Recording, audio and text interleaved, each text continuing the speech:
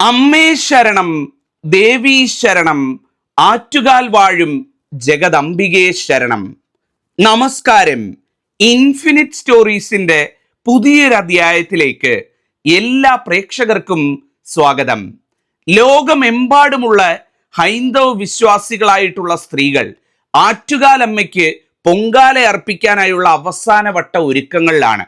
ഈ ഒരു സമയത്ത് ഞാൻ നിങ്ങൾക്ക് പറഞ്ഞു തരാൻ പോകുന്നത് വീട്ടിൽ ആറ്റുകാലമ്മയ്ക്ക് പൊങ്കാല എങ്ങനെ സമർപ്പിക്കാം എന്നുള്ളതാണ്. എല്ലാവർക്കും ഒരുപക്ഷെ തിരുവനന്തപുരത്ത് ആറ്റുകാൽ അമ്പലത്തിൽ പോയി പൊങ്കാല ഇടാൻ സാധിക്കണമെന്നില്ല. സമയം, സാഹചര്യം, ആരോഗ്യം ഇതൊക്കെ ചിലർക്ക് പ്രശ്നങ്ങളായിട്ട് വരും. അപ്പം വീട്ടിൽ തന്നെ പൊങ്കാല ഇട്ടാൽ മതി എന്നുള്ളതാണ് ക്ഷേത്രം തന്നെ പറയുന്നത്. ക്ഷേത്രത്തിലെ തിരുമേനി തന്നെ, ആറ്റുകാൽ അമ്പലത്തിലെ തിരുമേനിമാർ തന്നെ പറയുന്ന കാര്യം എന്ന് പറഞ്ഞാൽ, നിങ്ങൾക്ക് വരാൻ പറ്റിയില്ലെങ്കിലും കുഴപ്പമില്ല, നിങ്ങളുടെ വീട്ടിൻ്റെ മുന്നിൽ, നിങ്ങളുടെ വീടിൻ്റെ തിരുമുന്നിൽ, നിങ്ങളുടെ മണ്ണിൽ പൊങ്കാല ഇടൂ. ഭഗവതി അവിടെ വന്ന് അനുഗ്രഹിക്കും. ഈ പ്രപഞ്ചം മുഴുവൻ അമ്മയുടെ മണ്ണാണ്. അതിൽ നിങ്ങൾ താമസിക്കുന്ന ഭഗവതിയുടെ അനുഗ്രഹമാർന്ന ആ മണ്ണിൽ ഭഗവതി വരും. നിങ്ങളെയും കുഞ്ഞുങ്ങളെയും അനുഗ്രഹിച്ച് അമ്മ മടങ്ങുകയും ചെയ്യുന്നതാണ്. ഇന്ന് പറയാൻ പോകുന്നത് വീട്ടിൽ പൊങ്കാല ഇടുന്നത് എങ്ങനെയാണ്. കൃത്യമായിട്ട് ഭഗവതിയുടെ അനുഗ്രഹം ഒട്ടും ചോർന്നു പോകാതെ അമ്പലത്തിൽ പോയി ഇടുന്നവർക്ക് കിട്ടുന്ന അതേ തത്തുല്യ ഫലം കിട്ടുന്ന രീതിയിൽ വീട്ടിൽ പൊങ്കാല ഇടുന്നത് എങ്ങനെയാണ് എന്നുള്ളതാണ്. എൻ്റെ വീഡിയോ കാണുന്ന എല്ലാവരും നിങ്ങൾക്ക് ഇതൊരു നിയോഗമായിട്ട് എടുത്ത്, ഭഗവതിയുടെ ഒരു വിളിയായിട്ടെടുത്ത്, ഇതുവരെ പൊങ്കാല ഇട്ടിട്ടില്ലാത്തവരുണ്ടെങ്കിൽ ഈ വർഷം വീട്ടിൽ പൊങ്കാല ഇടുക. നിങ്ങളുടെ തിരുമുറ്റത്ത് പൊങ്കാല ഇടുക. ഭഗവതി അവിടെ വരും. എല്ലാ അനുഗ്രഹങ്ങളും നിങ്ങൾക്കും കുഞ്ഞുങ്ങൾക്കും കുടുംബത്തിനും നൽകി മടങ്ങുകയും ചെയ്യുന്നതാണ്. അപ്പം ദീർഘിപ്പിക്കുന്നില്ല, ഞാൻ ഒന്നൊന്നായിട്ട് പറയാം. ഇതൊരു ദേവിയുടെ വിളിയാണ് കേട്ടോ. കാരണം ഇത് കാണാനും നിങ്ങളിത് കേൾക്കാനും ഒക്കെ ഇടയായത് ആ അമ്മയുടെ വിളിയാണ്. ഈ ആറ്റുകാൽ പൊങ്കാല എന്ന് പറയുന്ന ഒന്നും എല്ലാവർക്കും ഇടാൻ പറ്റുന്ന കാര്യമല്ല. അതിന് ഭഗവതി അനുഗ്രഹിക്കണം, ഭഗവതിയുടെ ഒരു എന്താ പറയുന്ന സമ്മതം വേണം എന്നുള്ളതാണ്. പലരും ഒരുങ്ങിയിട്ട് പൊങ്കാലയ്ക്ക് പോകാൻ പറ്റാതെ വന്നിട്ടുണ്ട്. ചിലപ്പോൾ ആ സമയത്തായിരിക്കും എന്തെങ്കിലും പുലവാലായ്മകൾ വരുന്നത്, അല്ലെങ്കിൽ എന്തെങ്കിലും അപകടങ്ങൾ സംഭവിക്കുന്നത്, അല്ലെങ്കിൽ പോകാനുള്ള യാത്ര മുടങ്ങുന്നത്. ഇതൊക്കെ സംഭവിച്ചവരുണ്ട്.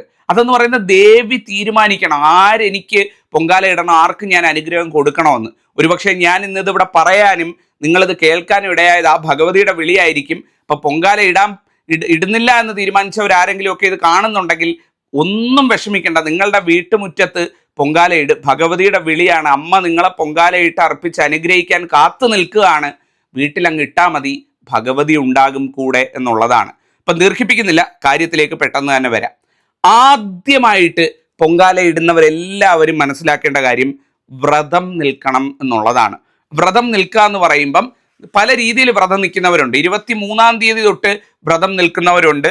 അതായത് കാപ്പുകെട്ടൽ ചടങ്ങ് തൊട്ട് വ്രതം നിൽക്കുന്നവരുണ്ട്. അതൊന്നും പറ്റിയില്ലെങ്കിൽ തലേ ദിവസം വ്രതം നിന്നാൽ മതി. തലേ ദിവസം എന്ന് പറഞ്ഞാൽ മാർച്ച് 3-ാം തീയതി ചൊവ്വാഴ്ചയാണ് എന്നുണ്ടെങ്കിൽ ഞായറാഴ്ച മാർച്ച് 1-ാം തീയതി രാത്രിയോടുകൂടി മറ്റ് ആഹാര കാര്യങ്ങളെല്ലാം ഒഴിവാക്കി. ആഹാര കാര്യങ്ങളെന്ന് വെച്ച് കഴിഞ്ഞാൽ മത്സ്യമാംസാദികൾ, ലഹരി പദാർത്ഥങ്ങൾ, കാര്യങ്ങളൊക്കെ ഒഴിവാക്കുക. മറ്റ് ലൗകിക കാര്യങ്ങളിൽ നിന്നൊക്കെ മാറി നിൽക്കുക. ഈശ്വര ഭജനത്തോടുകൂടി, ഭഗവതി ഭജനത്തോടുകൂടി 1-ാം തീയതി ഞായറാഴ്ച രാത്രി കഴിയുന്നതോടുകൂടി വ്രതത്തിലേക്ക് പ്രവേശിക്കുക.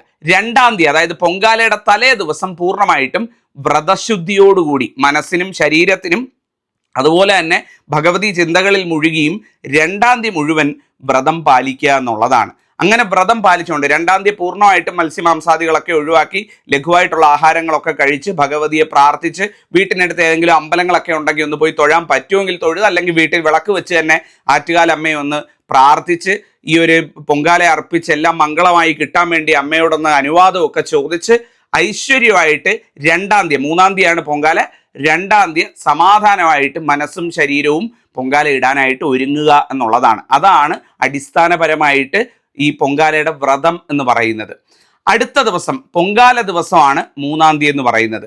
ആ പൊങ്കാല ദിവസത്തിന് മുമ്പ് വീട്ടിൽ പൊങ്കാല ഇടുന്നവർ നിങ്ങളുടെ വീടിൻ്റെ ചുറ്റുവട്ടമൊക്കെ ഒന്ന് തൂത്ത് വൃത്തിയാക്കി, ചപ്പ് ചവറുകളൊക്കെ ഉണ്ടെങ്കിൽ അതെല്ലാം ഒന്ന് അടിച്ചു വാരി വൃത്തിയാക്കി, മുറ്റമൊക്കെ നല്ല നീറ്റാക്കി ഇടുക എന്നുള്ളതാണ്. ഇട്ടതിന് ശേഷം ഒരു നല്ല പാത്രത്തിൽ കുറച്ച് ജലം, അതിലേക്ക് കുറച്ച് മഞ്ഞപ്പൊടി ഉണ്ടാവുമല്ലോ എല്ലാവരുടെയും വീട്ടിൽ, നല്ല ഒരു ടംബ്ലർ വെള്ളം അല്ലെങ്കിൽ ഒരു മൊന്ത വെള്ളം അല്ലെങ്കിൽ ഒരു പാത്രം വെള്ളം എടുത്തിട്ട് കുറച്ച് മഞ്ഞപ്പൊടി അതിലേക്ക് ഇട്ടിട്ട് ആ മഞ്ഞൾ വെള്ളം ഉണ്ടല്ലോ, മഞ്ഞൾ കലക്കിയ മഞ്ഞൾ വെള്ളം, ആ മഞ്ഞൾ വെള്ളം കൊണ്ടുവന്ന് നിങ്ങൾ പൊങ്കാല ഇടാൻ ഉദ്ദേശിക്കുന്ന ആ മുറ്റത്തെല്ലാം ഒന്ന് തളിക്കണം കേട്ടോ. പ്രധാന വാതിൽ, വീടിൻ്റെ മെയിൻ ഡോറിൻ്റെ ഭാഗത്തും ഒക്കെ ഒന്ന് തളിച്ചു കൊടുക്കുക. എല്ലാം മൂദേവി അങ്ങ് ഇറങ്ങി പോകുമെന്നുള്ളതാണ്. മഹാലക്ഷ്മി കുടിയിരിക്കും എന്നുള്ളത് ആ മണ്ണിൽ.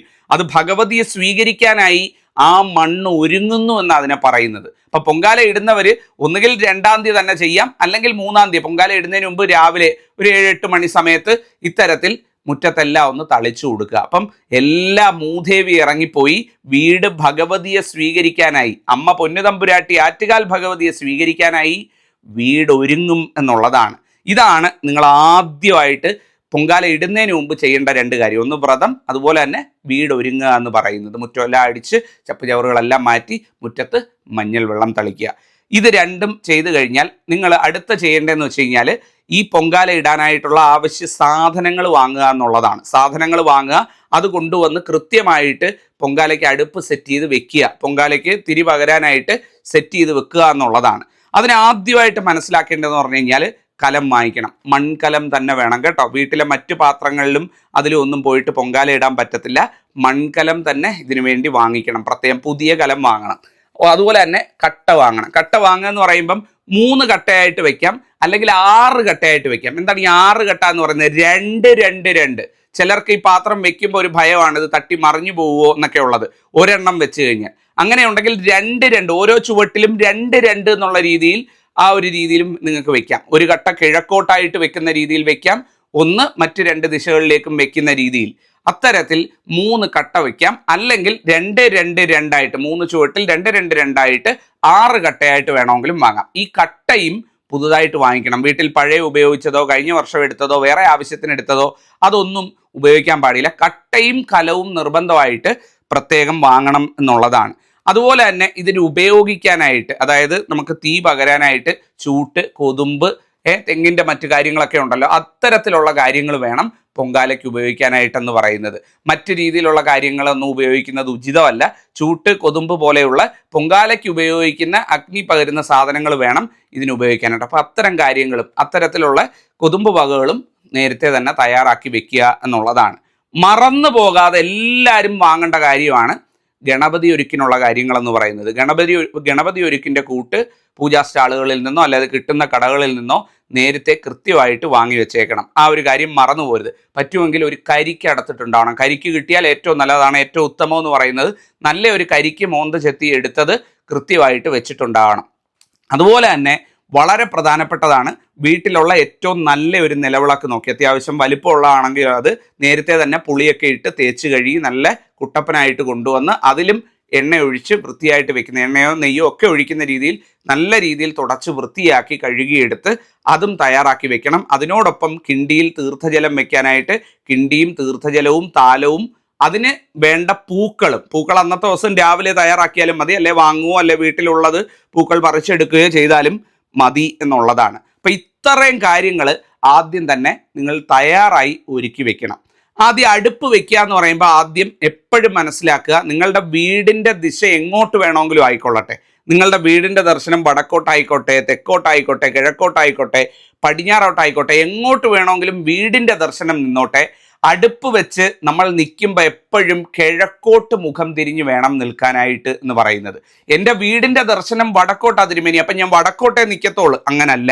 വീടിൻ്റെ ദർശനം വടക്കോട്ടാണെന്നുണ്ടെങ്കിൽ അടുപ്പ് വെച്ച് നിങ്ങൾ നിൽക്കേണ്ടത് എന്ന് പറയുന്നത് കിഴക്കോട്ട് തന്നെ ആയിരിക്കണം. തെറ്റിപ്പോവരുത് കേട്ടോ. വടക്കോട്ടുള്ള വീടാണെന്നുണ്ടെങ്കിൽ ചിലപ്പോൾ നമ്മൾ വീടിനെതിരായിട്ടായിരിക്കും നിൽക്കുന്നത്, അല്ലെങ്കിൽ വീടിന് തിരിഞ്ഞായിരിക്കും നിൽക്കുന്നത്. കുഴപ്പമില്ല, കിഴക്കോട്ട് മുഖം തിരിഞ്ഞ് വേണം നിന്ന് പൊങ്കാല ഇടാനായിട്ട് എന്ന് പറയുന്നത്. അപ്പം എല്ലാവരും വീടിൻ്റെ മുമ്പിൽ വന്ന് കിഴക്കോട്ട് അഭിമുഖമായിട്ട് കിഴക്കോട്ട് മുഖം തിരിഞ്ഞു എന്ന് അടുപ്പ് വെക്കുക എന്നുള്ളതാണ് ആദ്യത്തെ കാര്യം. 3 കഷ്ണങ്ങൾ വെക്കുക. അതായത് ഓം ഗം ഗണപതേ നമ പറഞ്ഞുകൊണ്ട് ആദ്യത്തത് വെക്കുക, ഓം നമശിവായ പറഞ്ഞുകൊണ്ട് രണ്ടാമത്തത് വെക്കുക, അതുപോലെ തന്നെ ആറ്റുകാൽ ഭഗവതിയെ സ്മരിച്ചുകൊണ്ട് ഓം ആറ്റുകാൽ അമ്മേ നമ എന്ന് പറഞ്ഞുകൊണ്ട് മൂന്നാമത്തെ ആ ഒരു ഇഷ്ടിക വെക്കുക. അങ്ങനെ 3 ഇഷ്ടിക ഇങ്ങനെ വെച്ച് കൃത്യമായിട്ട് നിങ്ങൾ അതിന് മുകളിൽ വേണം കലം വെക്കാനായിട്ട് തയ്യാറാക്കേണ്ടത്. അപ്പോൾ ആദ്യം അടുപ്പ് ഐശ്വര്യമായിട്ട് കൂട്ടുക. അപ്പോൾ കിഴക്കോട്ട് തിരിഞ്ഞു നിന്ന് 3 കട്ട വെച്ച് അല്ലെ 6 കട്ട വെച്ച് അടുപ്പ് കൂട്ടി. അടുപ്പ് കൂട്ടുന്നതിനോടൊപ്പം തന്നെ ഒരു നല്ല തൂശനില വെട്ടിയിട്ട്, നല്ല ഐശ്വര്യമായിട്ടൊരു തൂശനില വെട്ടിയിട്ട് ആ തൂശനില അടുപ്പിൻ്റെ വലത് ഭാഗത്ത് വേണം വെക്കാനായിട്ട്. അടുപ്പിൻ്റെ നമ്മൾ കിഴക്കോട്ട് നോക്കി നിൽക്കുമ്പം നമുക്ക് മുന്നിൽ അടുപ്പുണ്ട്. അടുപ്പിൻ്റെ വലത് ഭാഗത്തായിട്ട് നല്ല ഒരു തൂശനില വെട്ടിയിട്ട് ആ തൂശനിലയിൽ ഐശ്വര്യമായിട്ട് ഗണപതി ഒരുക്കും, നിലവിളക്കും, കിണ്ടിയിൽ തീർത്ഥജലവും മറ്റ് എന്തെങ്കിലും നമ്മൾ സുഗന്ധ കാര്യങ്ങളൊക്കെ ഉണ്ടെങ്കിൽ അതുമൊക്കെ ഐശ്വര്യമായിട്ട് വെക്കുക. കരിക്ക് നിങ്ങൾ വെച്ചിട്ടുണ്ടെങ്കിൽ ആ കരിക്കും ആ ഇലയിൽ മറിഞ്ഞു പോവാതെ ഐശ്വര്യമായിട്ട് ഒരിടത്ത് വെക്കുക എന്നുള്ളതാണ്. അപ്പം ഗണപതി ഒരുക്ക്, നിലവിളക്ക്, കിണ്ടി, തീർത്ഥജലം, മറ്റു കാര്യങ്ങൾ, കരിക്ക്, ഇതെല്ലാം അലങ്കരിച്ച് വെച്ചു. മൺകലം ഉണ്ടാവുമല്ലോ, മൺകലം വാങ്ങി വെച്ചിരിക്കുന്ന മൺകലം കൊണ്ടുവന്ന് നിങ്ങൾക്ക് അടുപ്പിൻ്റെ പുറത്ത് വെക്കണമെങ്കിൽ അത്തരത്തിൽ അവിടെ വെക്കാവുന്നതാണ്. ഈ പൊങ്കാല ഇടാൻ പോകുന്ന സ്ത്രീ അല്ലെങ്കിൽ ആ വ്യക്തി നിങ്ങൾ കുളിച്ച് ശുദ്ധിയായി എല്ലാ ഐശ്വര്യത്തോടും കൂടി നല്ല വസ്ത്രം ധരിക്കണമെന്നാണ്. നല്ല വസ്ത്രം എന്ന് പറഞ്ഞാൽ പുതിയ വസ്ത്രം ധരിക്കണമെന്നല്ല, അലക്കി തേച്ച് വൃത്തിയായിട്ടുള്ള ശുദ്ധിയായിട്ടുള്ള വസ്ത്രം ധരിക്കണമെന്നാണ് തീരുമാനം. അപ്പോൾ ആ അലക്കി തേച്ച് ശുദ്ധിയായ വസ്ത്രം ധരിച്ചുകൊണ്ട് ആ അടുപ്പിനടുത്ത് നിൽക്കാം. ഇപ്പോൾ ഒരു വീട്ടിൽ തന്നെ 3 സ്ത്രീകളുണ്ടെന്നിരിക്കട്ടെ, 3 പേർക്കും പൊങ്കാല ഇടാൻ ആഗ്രഹമുണ്ട്. 3 അടുപ്പ് വയ്ക്കാം. ചിലർ തെറ്റിദ്ധാരണ മൂലം പറയാറുണ്ട് ഒരു വീട്ടിൽ 3 അടുപ്പോ, അത് പറ്റില്ല, അതോ അങ്ങനെ ഒന്നുമില്ല കേട്ടോ. ഒരു വീട്ടിൽ 10 പേർക്ക് അടുപ്പ് വെക്കാൻ ആഗ്രഹം ഉണ്ടെങ്കിലും പൊങ്കാല അടുപ്പ് വെക്കുന്നതിൽ യാതൊരു ദോഷവുമില്ല. വീട്ടിൽ 10 സ്ത്രീകളുണ്ട്, ഞങ്ങൾക്ക് 10 പേർക്കും പൊങ്കാല ഇടണം, ആ വീട്ടുമുറ്റത്ത് ഐശ്വര്യമായിട്ട് ഒന്നിച്ച് 10 അടുപ്പ് അങ്ങോട്ട് വെച്ച് ഓരോരുത്തരും നിന്ന് പൊങ്കാല ഇട്ടോ, ഏറ്റവും നല്ലത് തന്നെ. അല്ലാതെ ഒരു വീട്ടിൽ ഒന്നിൽ കൂടുതൽ വെക്കരുത്, ദോഷം എന്നൊക്കെ പറഞ്ഞു പഠിപ്പിക്കുന്നത് തെറ്റാണ്. അതൊന്നും ആരും വിശ്വസിക്കരുത്. ഐശ്വര്യമായിട്ട് അത്തരത്തിൽ അടുപ്പ് വയ്ക്കുക, ഒന്നിൽ കൂടുതൽ വയ്ക്കുക. ഒരു വ്യക്തിക്ക് നിങ്ങളുടെ പൊങ്കാല അടുപ്പ് കൂടാതെ ഇനി ഒരു അടുപ്പും കൂടെ വെക്കണമെന്നുണ്ടാവും, അതൊരല്പം പുറകോട്ട് കയറ്റി നിങ്ങൾക്ക് വെക്കാം. അത് മറ്റൊന്നുമല്ല, നിങ്ങൾക്ക് എന്തെങ്കിലും ഈ പൊങ്കാല നേദ്യം ഉണ്ടാവുന്ന സമയത്ത് തന്നെ മറ്റെന്തെങ്കിലുമൊക്കെ ഭഗവതിക്ക് നേദിക്കാനായിട്ട് അടയോ തെരളിയപ്പോ അങ്ങനെ എന്തെങ്കിലുമൊക്കെ ഉണ്ടാക്കണമെന്നുണ്ടെങ്കിൽ, മറ്റു നേദ്യങ്ങൾ മണ്ടപ്പുറ്റ് പോലെയുള്ള കാര്യങ്ങളൊക്കെ തയ്യാറാക്കണമെന്നുണ്ടെങ്കിൽ അതിനടുപ്പ് ഒരാൾ 2 അടുപ്പ് വയ്ക്കുന്നതിലും യാതൊരു ദോഷവും ഇല്ല എന്നുള്ളതാണ്. അപ്പോൾ അടുപ്പെല്ലാം തയ്യാറാക്കി വെക്കുക. അങ്ങനെ അടുപ്പെല്ലാം തയ്യാറാക്കി വെച്ച് ഏതാണ്ട് ഒരു 9:45 ആവുമ്പം അടുപ്പ് വെട്ട് എന്ന് പറയുന്ന 9:45 ആവുമ്പം അടുപ്പ് വെട്ട് എന്ന് പറയുന്ന ഒരു ചടങ്ങ് ആറ്റുകാൽ നടക്കും. അവിടെ അടുപ്പ് തയ്യാറാക്കി അവിടെ മറ്റു പൂജകളും ഭഗവതിക്ക് പൊങ്കാലയ്ക്ക് വേണ്ടിയുള്ള ഒരുക്കങ്ങളും ഒക്കെ നടക്കുന്ന ചടങ്ങുകൾ അവിടെ നടക്കുന്ന സമയം 9:45 ആവുമ്പം, കൃത്യമായിട്ട് മുഹൂർത്തം നിങ്ങൾ നോക്കി വെച്ചോ, 9:45 ആവുമ്പം ഐശ്വര്യമായിട്ട് ആ 5 തിരി നിലവിളക്കുണ്ടല്ലോ ഒരുക്കി വെച്ചിരിക്കുന്നത്, 5 തിരി വേണം കേട്ടോ, അത് നിർബന്ധം കേട്ടോ. ഭദ്രാദീപം തന്നെ തെളിയിക്കണം.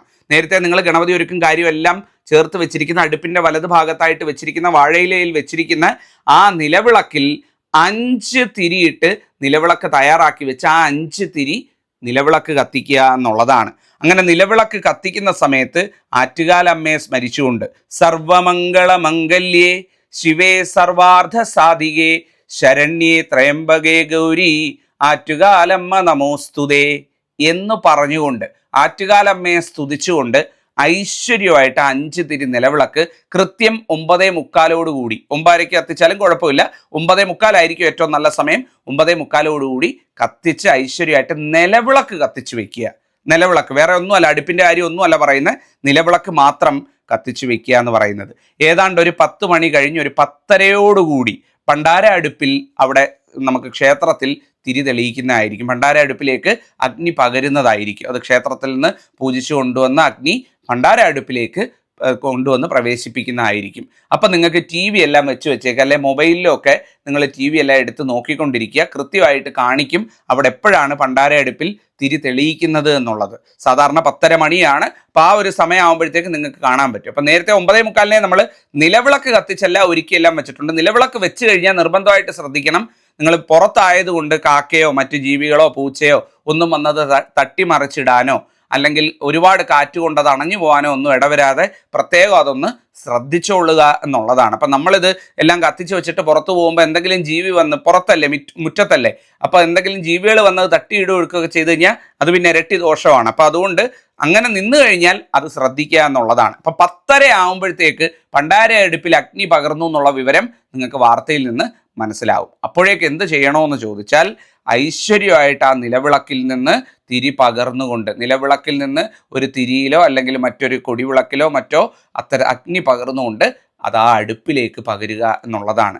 അടുപ്പിലേക്ക് പകർന്ന് അതിൽ ജലം വെച്ച് ആ അടുപ്പിൽ ഐശ്വര്യമായിട്ട് ഭഗവതിയെ സ്മരിച്ചുകൊണ്ട് ആദ്യം അതിലേക്ക് ജലം ഒഴിക്കുക. ജലം ഒഴിക്കുന്ന സമയത്ത് ഐശ്വര്യമായിട്ട് ഓം ആറ്റുകാലമ്മേ നമ, ഓം ആറ്റുകാലമ്മേ നമ എന്ന് പ്രാർത്ഥിച്ചുകൊണ്ട് ആറ്റുകാലമ്മയെ സ്മരിച്ചുകൊണ്ട് ഏറ്റവും ഐശ്വര്യമായിട്ട് ജലം വെച്ച് അതിലേക്ക് അരിയിടുക. അരിയിടുന്ന സമയത്ത് ഒരു പിടി അരി എടുത്ത് നെഞ്ചോട് ചേർത്ത് വെച്ച് സർവമംഗളമംഗല്യേ ശിവേ സർവാർത്ഥ സാധികേ ശരണ്യേ ത്രയംബകേ ഗൗരി ആറ്റുകാലമ്മ നമോസ്തുതേ എന്ന് പറഞ്ഞുകൊണ്ട് ഐശ്വര്യമായിട്ട് ആദ്യത്തെ പിടി അരി അതിലേക്ക് സമർപ്പിക്കുക.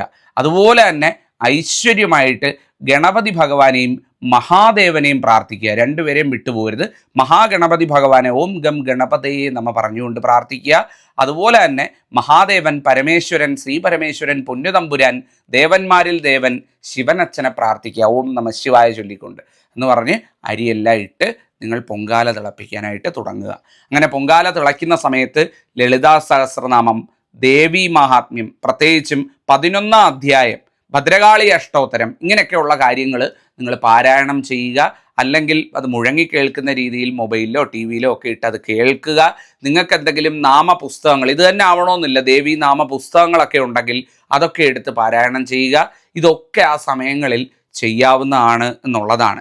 എന്തെങ്കിലും നേർച്ചകൾ മനസ്സിലുണ്ട് എന്നുണ്ടെങ്കിൽ ഭഗവതിയോട് ഈ പൊങ്കാല തിളയ്ക്കുന്ന സമയത്ത് പറയാം കേട്ടോ. ഉദാഹരണത്തിന് എൻ്റെ മകൻ്റെ ജോലിയുടെ കാര്യം ഒന്ന് ശരിയാവണം, ഭഗവതി അവൻ്റെ കാര്യം ഒന്ന് നോക്കിക്കണം, അവൻ ഇങ്ങനെ ഒരു സ്വപ്നമുണ്ട്, അതിനുവേണ്ടി കഷ്ടപ്പെടുക, ഇതൊന്ന് നടന്നു കിട്ടണം ഭഗവതി എന്നൊക്കെ നിങ്ങൾക്ക് മനസ്സിൽ നേരാനുണ്ടെങ്കിൽ ആ പൊങ്കാല തിളയ്ക്കുന്ന സമയത്ത് ഭഗവതിയോട് പറയണം കേട്ടോ. മറന്നു പോകരുത്. ഞാൻ എല്ലാവരോടും പറയാം, നിങ്ങളുടെ സ്വപ്നം എന്താണ്, നിങ്ങളുടെ സങ്കടം എന്താണ്, നിങ്ങൾക്ക് എന്താണ് അമ്മയിൽ നിന്ന് നിങ്ങൾക്ക് വരമായി വേണ്ടത്, അതെല്ലാം ചോദിച്ചോ. 100 കാര്യം ഉണ്ടെങ്കിലും ചോദിച്ചോ. നമ്മുടെ അമ്മയോട് നമുക്ക് ചോദിക്കാം. നമ്മൾ വേറെ ആരെയും ബോധ്യപ്പെടുത്തേണ്ട കാര്യമില്ല. ഭഗവതിയോട് നിങ്ങൾക്ക് എന്താണ് ചോദിക്കാനുള്ളത്, നിങ്ങളും ഭഗവതിയും മാത്രം അറിഞ്ഞാൽ മതി. അതെല്ലാം ചോദിക്കും, മംഗളമായി കിട്ടും.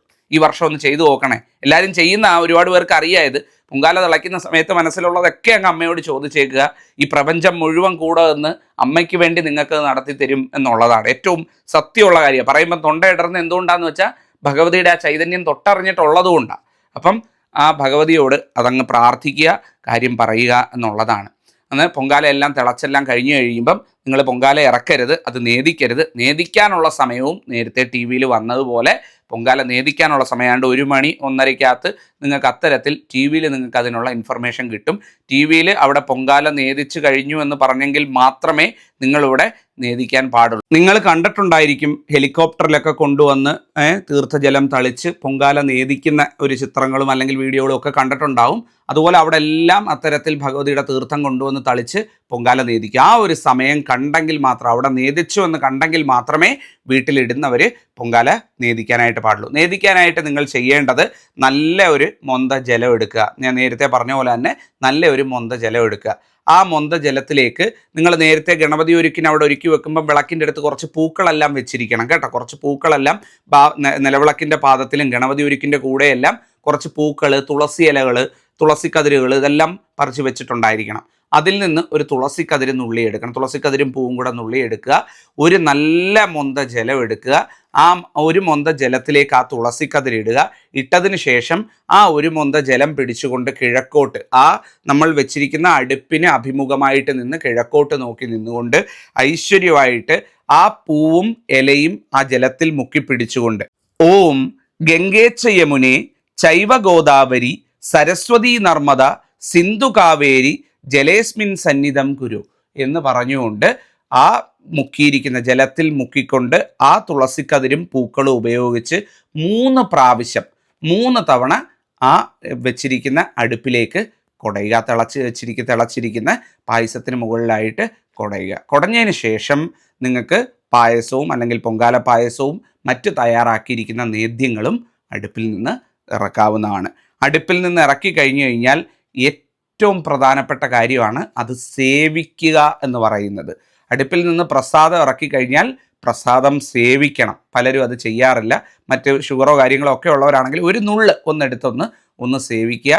നിങ്ങളുടെ അടുത്ത് ആരൊക്കെ ഉണ്ടോ, എത്ര പേർക്ക് നിങ്ങൾക്ക് പൊങ്കാല പായസം കൊടുക്കാൻ പറ്റുമോ അത്രയും നല്ലത്. പ്രത്യേകിച്ചും വീട്ടിൽ കുഞ്ഞുങ്ങളൊക്കെ ഉള്ളവരാണ്, ഈ മക്കളൊക്കെ ഉള്ളവരാണ്, ചെറിയ കുഞ്ഞുങ്ങളൊക്കെ ഉള്ളവരാണെന്നുണ്ടെങ്കിൽ അവർക്കൊക്കെ കൊടുക്കണം കേട്ടോ. ഭഗവതിക്ക് ഏറ്റവും ഇഷ്ടമുള്ള കാര്യമാണ്.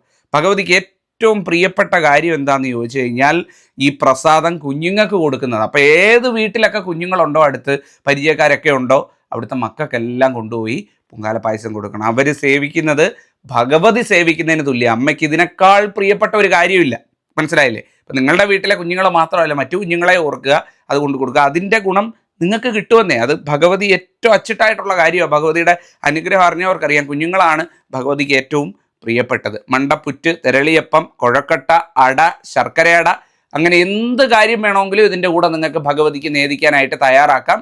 ഭഗവതിയുടെ ചിത്രമൊക്കെ വീട്ടിലുള്ളവരാണെങ്കിൽ ആ ചിത്രമൊക്കെ നേരത്തെ ഗണപതി ഒരുക്കൊക്കെ വെച്ചില്ലേ, അതിൻ്റെ അടുത്തായിട്ട് കൊണ്ടുവന്ന് ആ പൊങ്കാല അടുപ്പിന് അഭിമുഖമായിട്ട് വെക്കാം. ഏറ്റവും നല്ല കാര്യമാണ്. അതൊക്കെ ചെയ്യാം. അതൊക്കെ എല്ലാവർക്കും ഓരോരുത്തർ അവരുടേതായ രീതിയിൽ ചെയ്യാവുന്നതാണ്. അപ്പം അത്രയെല്ലാം ചെയ്ത് ഈ പ്രധാനമായിട്ടൊരു കാര്യം പറയട്ടെ. ഈ പൊങ്കാല ഇടുന്ന സമയത്ത് ഈ പൊങ്കാല അടുപ്പ് കൂട്ടുന്നത് എപ്പോഴും വീടിൻ്റെ മെയിൻ ഡോർ വിട്ടിട്ട് വേണം കേട്ടോ. വീടിൻ്റെ പ്രധാന വാതിലിന് നേരെ അഭിമുഖമായിട്ട് കൊണ്ടുവന്ന് പൊങ്കാല അടുപ്പ് കൂട്ടരുത്. എപ്പോഴും ഒന്നുകിൽ ഇടതുവശത്ത് അല്ലെങ്കിൽ ഈ മെയിൻ ഡോറിൻ്റെ വലതുവശത്ത്, ഒന്നുകിൽ വലതുവശത്ത് മുറ്റത്തായിട്ട് അല്ലെങ്കിൽ ഇടതുവശത്ത് മുറ്റത്തായിട്ട് വേണം. നേരെ വാതിലിന് നേരെ കൂട്ടിക്കളയരുത്.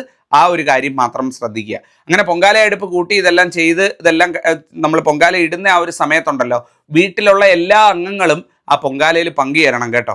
അമ്മ പൊങ്കാല ഇടുകയാണ്, ഞാനിവിടെ കിടന്ന് ഉറങ്ങിയാൽ മതി, അല്ലെ ഞാനിവിടെ ടി വിയും കണ്ടുകൊണ്ടിരുന്നാൽ മതി, അതല്ല അതിൻ്റെ ശരിയായ രീതി. ഭഗവതിക്ക് ഏറ്റവും പ്രിയം എന്ന് പറയുന്നത് ആ വീട്ടിലുള്ളവരൊക്കെ കൂടെ വന്നു നിന്ന് ഇതിന് പൊങ്കാലയ്ക്ക് സഹായിക്കുകയും അവിടെ വന്നിരിക്കുകയും പൊങ്കാല കാണുകയും അതിൻ്റെ കാര്യങ്ങൾ, ഭഗവതിയുടെ കാര്യങ്ങൾ സംസാരിക്കുകയും. ഇതാണ് ഭഗവതിക്ക് ഏറ്റവും ഇഷ്ടം. ഇപ്പോൾ ഒരു വീട്ടിലെ അച്ഛനും അമ്മയും, ജോലിക്ക് പോകുന്നവർ പോയിക്കോട്ടെ, അവരെ വിട്ടേക്കൂ. ഒരു വീട്ടിലെ അച്ഛനും അമ്മയും മക്കളും എല്ലാവരും ഉണ്ട് എന്നുണ്ടെങ്കിൽ എല്ലാവരും കൂടെ വന്ന് ആ മുറ്റത്തിരുന്ന് കാര്യങ്ങളൊക്കെ പറഞ്ഞ് ഭഗവതിയുടെ പൊങ്കാലയൊക്കെ ഇട്ട് പൊങ്കാലയ്ക്ക് അതാണ് അമ്മയ്ക്ക് ഏറ്റവും ഇഷ്ടം. അമ്മ വരുമ്പം കാണുന്നത് അത്തരത്തിൽ അമ്മയ്ക്ക് വേണ്ടി ഒരുങ്ങി നിൽക്കുന്ന ഒരു കുടുംബത്തെ ആണെന്നുണ്ടെങ്കിൽ ഭഗവതി അവിടെ തന്നെ സംപ്രീതയായി എന്നുള്ളതാണ്. ഭഗവതി എല്ലാ അനുഗ്രഹവും വാരിക്കോരി ചൊരിയും എന്നുള്ളതാണ്. ഞാൻ പറയുന്നത് എല്ലാവരും വന്ന് അങ്ങനെ മുറ്റത്തിരിക്കണമെന്നല്ല, വന്നും പോയി ഒക്കെ നിൽക്കുക, കാര്യങ്ങളൊക്കെ ചെയ്യുക, അല്ലെ വീട്ടിലെ കാര്യങ്ങളൊക്കെ നോക്കുക. അതിനിടയ്ക്കൊന്ന് വന്ന് അമ്മയെ സഹായിച്ച്, അല്ലെ പൊങ്കാല ഇടുന്ന സ്ത്രീയെ സഹായിച്ച് കൂടെ നിന്ന് അത്തരത്തിൽ ചെയ്യുക. അതാണ് ഭഗവതിക്ക് ഏറ്റവും ഇഷ്ടം എന്ന് പറയുന്നത്. അപ്പം അത് തിരുമേനി പറഞ്ഞു എന്നുള്ളത് നിങ്ങൾ നിങ്ങളുടെ മക്കളോടും വീട്ടിലുള്ളവരോടും ഒക്കെ പറയുക, അത് ചെയ്യുക. അതിനുള്ള അനുഗ്രഹം അമ്മ തരും. ശക്തിയുള്ള അമ്മയാണ്, സത്യമുള്ള അമ്മയാണ്. എന്ത് ചോദിച്ചാലും, എന്ത് സങ്കടം ചോദിച്ചാലും ആ പൊങ്കാല തിളച്ചു തൂവുന്ന സമയത്ത് നിങ്ങൾ പറയൂ, ആ സങ്കടം തീർത്തു തരും, ഐശ്വര്യം നൽകി മടങ്ങുകയും ചെയ്യും. ഇതിനേക്കാൾ നല്ലൊരു അവസരം വേറെ ഇല്ല എന്നുള്ളതാണ്. അപ്പം ഇത്തരത്തിൽ എല്ലാവരും ചെയ്യുക. അങ്ങനെ പൊങ്കാല ഇറക്കുന്ന സമയത്തും നിങ്ങൾ ആറ്റുകാൽ അമ്മയെ സ്തുതിക്കുക. സർവമംഗളമംഗല്യേ ശിവേ സർവാർദ്ധ സാധികേ ശരണ്യേ ത്രയംബകേ ഗൗരി ആറ്റുകാലമ്മ നമോസ്തുതേ എന്ന് ഇരു കൈകളും കൂപ്പിക്കൊണ്ട് കിഴക്കോട്ട് തിരിഞ്ഞു നിന്ന് കൈകൾ ഉയർത്തി അമ്മയുടെ രൂപം സങ്കല്പിച്ച് അങ്ങ് പ്രാർത്ഥിച്ചേക്കുക. സർവം ഗംഭീരം, സർവം മംഗളമായി കിട്ടും. ഈ വർഷത്തെ ആറ്റുകാൽ പൊങ്കാല നിങ്ങൾക്കും കുടുംബത്തിനും നന്മയുടേതായി തീരുകയും ചെയ്യുന്നതാണ്. അപ്പം ഇത്രയും കാര്യങ്ങളാണ് ശ്രദ്ധിക്കേണ്ടത്. ഞാൻ ഈ പറഞ്ഞതിൽ എന്തെങ്കിലും സംശയങ്ങൾ, ചോദ്യങ്ങൾ, നിങ്ങൾക്ക് അറിഞ്ഞുകൂടാത്ത കാര്യങ്ങൾ, ചിലപ്പോൾ ഞാൻ ചില കാര്യങ്ങൾ പെട്ടെന്ന് പറഞ്ഞപ്പോൾ വിട്ടുപോയിട്ടുണ്ടാകാം. അങ്ങനെ എന്തെങ്കിലും ഉണ്ടെങ്കിൽ നിങ്ങൾക്ക് ചോദിക്കാനുണ്ടെങ്കിൽ എന്നോട് ചോദിക്കാം. ഞാൻ അതിനൊക്കെ മറുപടി പറയുന്നതാണ്. ഒരു സംശയവും വേണ്ട. നമുക്ക് എല്ലാവർക്കും ഒന്നു ചേർന്ന് നമുക്ക് ഐശ്വര്യമായിട്ട് ഈ വർഷത്തെ പൊങ്കാല ഇടാം. ഞാൻ എല്ലാ കാര്യങ്ങളും വരും ദിവസങ്ങളിൽ ഈ പൊങ്കാല കഴിയുന്നിടം വരെ നിങ്ങൾക്ക് പറഞ്ഞു തരാം. അമ്മ അനുഗ്രഹിക്കും. എല്ലാം നല്ലതിനായിരിക്കും. നന്നായിരിക്കട്ടെ. നന്ദി, നമസ്കാരം.